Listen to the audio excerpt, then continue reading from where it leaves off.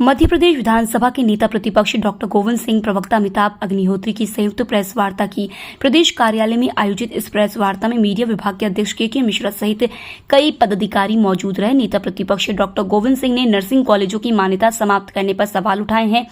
उन्होंने कहा है कि शिवराज सरकार आने पर मध्य प्रदेश घोटालों का राज्य बन गया है। आजादी के बाद किसी प्रदेश में आज तक नहीं हुए होंगे जितने घोटाले मध्य प्रदेश में हुए। मध्य प्रदेश में व्यापम जैसा बड़ा घोटाला हुआ, व्यापम घोटाले की जांच नहीं हुई। कोर्ट के हस्तक्षेप के बाद अंकुश लगा। मध्य प्रदेश में 667 नर्सिंग कॉलेज हैं। नर्सिंग कॉलेजों में करीब 7000 छात्र अध्ययन और प्रशिक्षण ले रहे हैं। दूसरे प्रदेशों के भी छात्र कागजों में पंजीबद्ध हैं। अवैध रूप से मध्य प्रदेश में नर्सिंग कॉलेज चल रहे हैं। कांग्रेस ने पूरे फर्जीवाड़े के प्रमाण दिए थे, उसके बाद भी कोई जांच नहीं हुई। विधानसभा में भी मामला उठाया था। प्रदेश में चल रहे नर्सिंग घोटाले के घटनाक्रम पर नजर डालें तो मध्य प्रदेश नर्सिंग काउंसिलिंग ही नहीं, उच्च न्यायालय की ग्वालियर पीठ के 29 जून 2022 के आदेश से पता चलता है कि हाईकोर्ट द्वारा बनाई गई जांच कमेटी ने जिन 200 कॉलेजों का निरीक्षण किया, उनमें से 70 कॉलेज अमानत पाए गए हैं। सरकार ने हाईकोर्ट को 18 अगस्त 2022 को रिपोर्ट सौंप कर स्वीकार किया कि 94 कॉलेज की मान्यता सरकार ने समाप्त कर दी है। जब से प्रदेश में आई है, मध्य प्रदेश में घोटालों का मध्य प्रदेश राज बन चुका है। जितने घोटाले आजादी के बाद हिंदुस्तान के किसी प्रदेश में नहीं हुए होंगे, उससे अधिक घोटाले शिवराज सिंह जी ने अपने प्रदेश में करके अपना नाम गिनीज बुक में लिखाने का काम किया है। मैं आपको जिस प्रकार व्यापक घोटाला था, जिसको तमाम जांच के बाद भी कार्रवाई नहीं हुई, विधानसभा में डंपर घोटाले के मामला दबा दिया गया, उसी प्रकार जब सर्वोच्च न्यायालय ने हस्तक्षेप किया तब व्यापक घोटाले पर अंकुश लग सका। व्यापक घोटाले के साथ ही मध्य प्रदेश में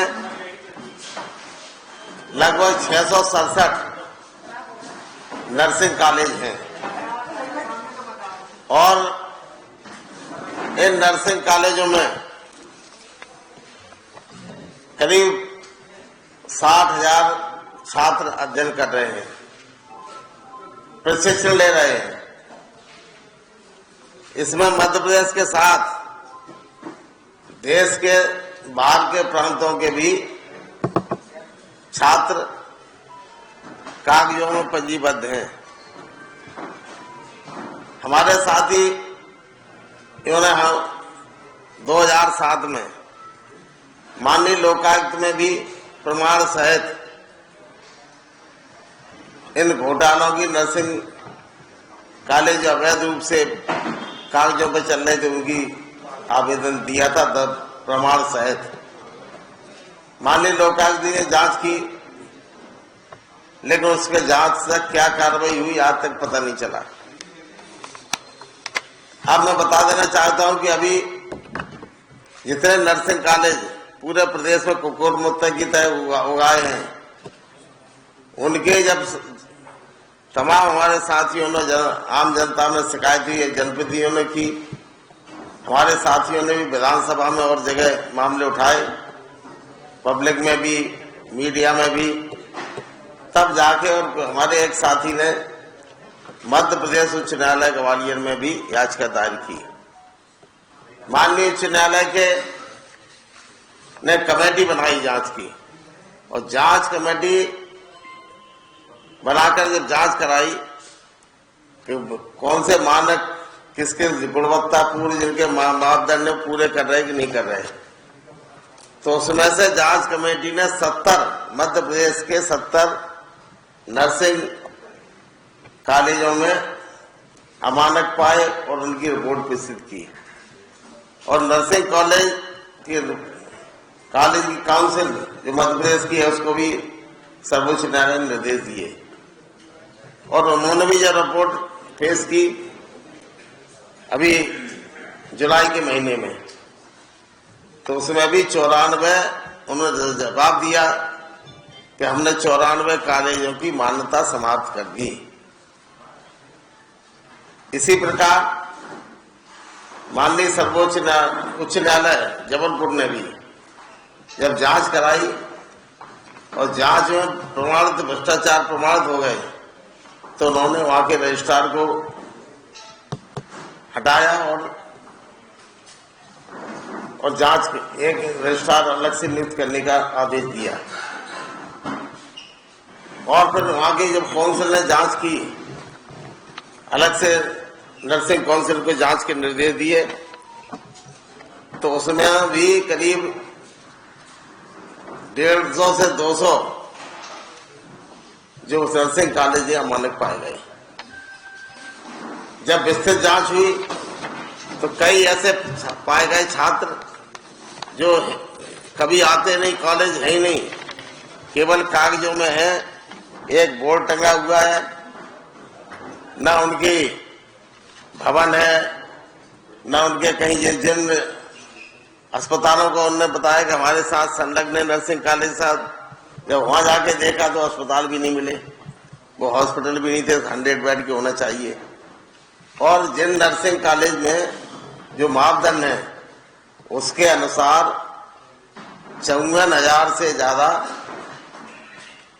बनी हुई भवन हो, जिसमें छात्रावास हो, लैब हो, ट्रेनिंग सेंटर हो और क्लास पढ़ने के लिए जो क्लास अलग से हुए, ये सब 54,000 स्क्वायर फीट में भव्य इमारत बनी होना चाहिए, परंतु वे कई इमारत नहीं मिली, कई जगह मिली, कई अधूरी मिली।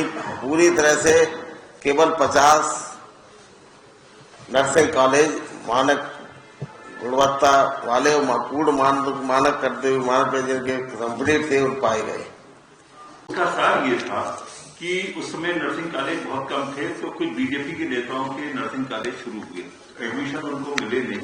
जब एडमिशन नहीं मिले तो दो चीजें उसके अंदर जोड़ी गई जो लोकायुक्त की शिकायत में है। पहली चीज ये थी उसके अंदर कि जो इनके कॉलेजों में पढ़ेंगे उनको सरकारी नौकरी मिलेगी, उसके अनुसार।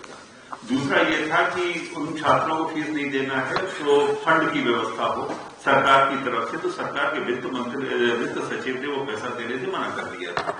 तो फिर इसके बाद इन्होंने एनआरएचएम के एक मद से पैसा निकाल के बांटा, तो उसमें मेरी आपत्ति ये थी, एनआरएचएम में जिस मद से आपने पैसा बांटा वो मद स्वीकृत ही नहीं थे, उन्होंने फ्लेक्सी पूल से दिया। बोले फ्लेक्सी पूल में भी जब मद होगी तब तो दोगे आप, जैसे कैसे आपने उसको बांट दिया। ये शिकायत पूरी लोकायुक्त में गई, करीब उसके 20 कॉलेजों की शिकायत थी वो, और 7 फरवरी 2007 के आसपास हुई। और इसके लिए मैं धन्यवाद देता हूँ माननीय बुद्देला जी के साहब के साथ है, उन्होंने मेरे ही कागज कर मेरे सामने रखे कि आपने 2007 में ये शपथ पत्र लोकायुक्त को दिया था। लेकिन मैंने कहा मैंने तो बहुत पीछा किया, लेकिन लोकायुक्त ने मुझे बताया नहीं कि ये कैसे हुआ, क्या हुआ। अब दूसरा चरण अपन इसका लेते हैं। इसकी शुरुआत हुई है एक्चुअली डॉक्टर साहब के शहर से, डॉक्टर साहब के आशीर्वाद से। भिंड के एक निवासी है हरिओम जी। इसकी शुरुआत ऐसे हुई कि पूरे प्रदेश भर के, जैसे एक लड़का है 32-32 साल का जबलपुर का, विशाल सिंह बघेल, बहुत कम उम्र है, बहुत बढ़िया तरीके से केस को लड़ रहे हैं वो जबलपुर के अंदर, और हमारे कांग्रेस के हम सब साथी लोग सब एक टीम बनी गोपनीय रूप से कोरोना काल में। कि कोरोना काल में जब ये देखा गया कि मरीजों के लिए अस्पताल नहीं है, आप होटलों के अंदर दे रहे हो, रेलवे के डिब्बों के अंदर दे रहे हो, तो ये 667 नर्सिंग कॉलेज है जिनमें 100 बेडेड अस्पताल होना चाहिए, ये कहीं नहीं दिख रहे। ये क्या बात हुई इसके अंदर। तो इसके बाद फिर सारी आरटीआई लगना शुरू हुई। आरटीआई में ये पूछा गया, जो कई चीजें अभी सामने आएंगी, जो भी आएगी, कि आपने इन कॉलेजों में आयुष्मान का कितना पैसा गया, इसमें कितने रेमडेसिविर लगे, इनके अंदर कितने, इसके अंदर वेंटिलेटर यूज हुए, क्या हुए, वो कोई जानकारी इन्होंने दी थी। लेकिन जब ये आरटीआई और ये सारी चीजें जब आपके विसिल ब्लोअर सामने आए तो कुछ चीजें खुल के सामने आई। सबसे पहले भिंड में आई तो हरिओम जी ग्वालियर में गए, 9872/2021 उनकी पिटीशन ग्वालियर जो आपके हाईकोर्ट में लगी। उसके बाद जब ये मामला, मैंने भी जब इसमें माननीय हमारे अध्यक्ष जी और मिश्रा जी सबका निर्देश हुआ कि आरटीआई में अपन को और आगे बढ़ना चाहिए, भली चाहे केस लगे, इतनी जल्दी सरकार जानकारी देती नहीं है। तो सरकार ने, अभी पहले आपको एक टोटल बताता हूं, उससे अपन चलेगी, कहानी तो बाद में चलेगी। ग्वालियर में सरकार ने कहा कि 97 कॉलेज इन्होंने जबलपुर में कहा, माना कि टोटल कितने हुए, हमने 164 हुए। हमें 130 की सूची दी है, 130 अमानत की सूची मेरे पास है जो इनके सस्पेंड किया है 2020-21, 2021-22 में। तो ये 36 कॉलेज कहाँ गए। फिर आपने जबलपुर में 94 कॉलेजों की क्यों सूची दी? हमें जब आपने 1 महीने पहले हमें दिए 29/7/2022 को, और ये 18 को, मतलब 20 दिन बाद जब आप दिए अपने आप 94 कॉलेज की दे रहे हैं। आपने वो कॉलेज क्यों बचा दिए जो आपने 130 कॉलेज हमको दिए थे? वो पूरे सर्टिफाई, सारे कॉलेज सर्टिफाई है पूरे। तो ये जो घोलमेल हुआ है पूरा का पूरा, ये किसी बहुत बड़े तथ्य को छुपाने के लिए हुआ। अब इन तथ्यों में सबसे बड़ी चीज जो पकड़ में आ रही है, फर्जी अस्पताल, फर्जी फैकल्टी, डॉक्टर साहब सब बता चुके हैं। लेकिन मैं आपको कुछ डेट समय जानकारी देता हूं। जब ये सारे मामले चले कोर्ट कचहरी पे, तो सरकार को ये कहा गया कि ये बताइए फैकल्टी आप प्रस्तुत कीजिए। तो 3/4/2022 और 4/4/2022 को मध्य प्रदेश सरकार ने ऐसे करीब 142 कॉलेजों को, जिनके यहाँ जो फैकल्टी किस टाइप की थी, अगर एक ही व्यक्ति दतिया में पढ़ा रहा है, वही आपका सीधी में पढ़ा रहा है और वही नीमच में पढ़ा रहा है, तीनों अलग अलग जगह एक ही व्यक्ति पढ़ा रहा है, और वो पूरे दस्तावेज मेरे पास हैं जो नोटिस दिए हैं इन कॉलेजों को कि आपके यहाँ ये फैकल्टी कैसी कैसी, ये सब नोटिस इसके अंदर है। तो जब ये सारा मामला है फैकल्टी आपकी नकली है, इसमें सबसे बड़ा जो घातक चीज है इसके अंदर वो ये है, 160,000 छात्र करीब करीब हो रहे हैं 667 कॉलेज में। मैंने बहुत मिनिमम जोड़े 100, जबकि किसी में 200 भी है, 250 भी है, तो भी 60,000 संख्या होती है। एक तो उनके भविष्य के साथ आप खिलवाड़ कर रहे हैं।